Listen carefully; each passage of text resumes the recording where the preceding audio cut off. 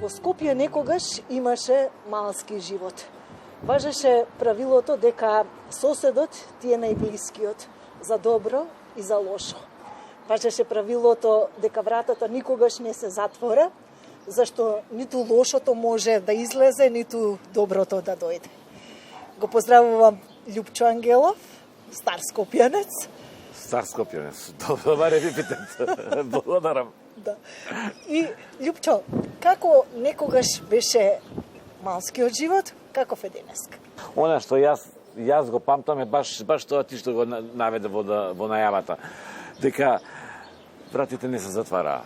Јас живеев во зграда, конкретно не живеев во куќа, меѓутоа тоа клуч за затворена врата. Какво? Комшија да тропа, да треба да ти звони за да ти влезе. Си влага отворено, мислам, ти треба да знаеш дека комшијата ти е ствари дел од домот. Влага. Што е да му притребало сол, кафе, шекер, зејтин, муабет, нешто да каже, кафе се пиело, кафе се пиело, не се пиело сами, не сме пиеле сами пред телевизор, тоа кафе, мислам, јас зборам, сум бил дете, сум гледал како го правеле тоа по старите, тоа кафе, сите комши тука, добро, имало табори, како и секогаш, таа пие кафе со таа пие кафе со таа, меѓутоа кафето се пиело тука и служило за денски, за валечки, да се, што го правиме денеска на телефоните, да видиме што се случило, тоа они го правеле со кафето, што биднало, каде биднало, во кој влез, што се случило, разбрали за ова, разбрали за ова, значи, како да кажам, стара социјална мрежа, некоја.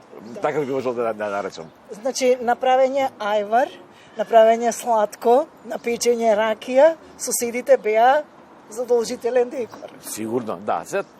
Тоа го забранија, ги забранија тие работи, нормално е, веќе Скопје не е веќе тоа Скопје се стана преголемо, се преурбанизираше.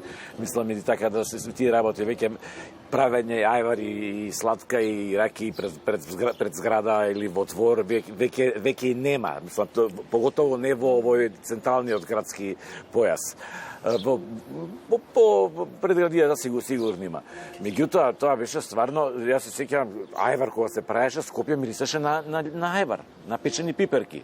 И кај мене имаше гаражи наредени, и тука беа наредени вака верувајте ми, по 5 казани може, сега не се сеќавам, може били и повеќе, на кои што ние се зафркававме Матија Љуба, беше тогаш светски првак во веслање и само вртеа со показањето со мешалките, да, печеа пиперки. Значи тука се пробуваше се мојот, твојот, вака и како го правиш ти, како го правиш. Се живееше, како да кажам, заеднички се живееше. Секој со секој се знаевме. Еве, ние вчера конкретно имавме куќен совет. Јас 3-4 познавав. А тоа немало шанси, ја, како дете, да не ги знам, не само јас, него сите, да не се знаеме секој со секого, кој оделение, која му е учителка, кој кај работи, све се познававме, се дружевме.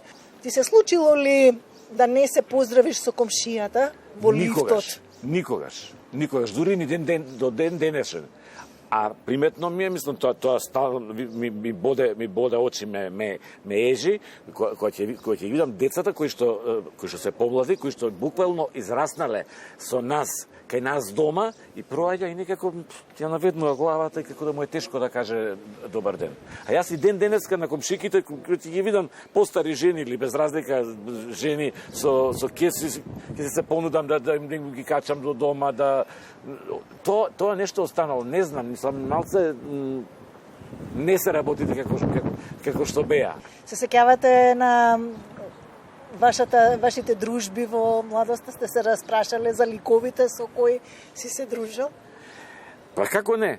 И секогаш ми е драго кога ќе сретнам некого. Кога ќе сретнам некого, па ќе го поврзам со тој што се дружел повеќе он, па прашувам каде е он, што прави, каде работи, деца, фамилии, каде се. Со никој се сретнувам, значи со никој патиштата не наведуваат, веројатно така ни се вкрстосуваат и ги сретнувам почесто, а има некои не сум ги сретнал со години, па кога ќе ги сретнам како да сум сретнал некој најдраг, најмил човек да сум сретнал. Па оние што живееа во куќи, кои имаат дворови, знаат дека портите пред дворовите, пред куќите, секогаш беа отклучени. Секогаш крај нив имаше нешто за седнување, камен, клупа, трупец. Луѓето си му беа срекни, се дружеа. Каде се изгуби убавината на малската дружба? Сега на тие порти стојат катанци, клучеви. Да, тоа беа куќички, сепак тоа беа куќи за семејно живење, каде што живееше една фамилија, да кажеме, каде што се познававме, помали беа, се познававме, се дружевме, какви? Жива ограда беше, мислам, врвот на оградување. Сега, кога ќе видам тоа избетонирани, па со челични огради, со катанци заклучено, со домофони се влага, се излага. Порано беше тоа све отворено, најнормално да влезеш во двор, да се напиеш од црево вода, да скинеш некоја кајсија имаше, па не бркаат некои. Не дај Боже цреша сега цената на црешите. Да, цреша како рака да си му земал. Да. Не знам, негде патен се изгуби.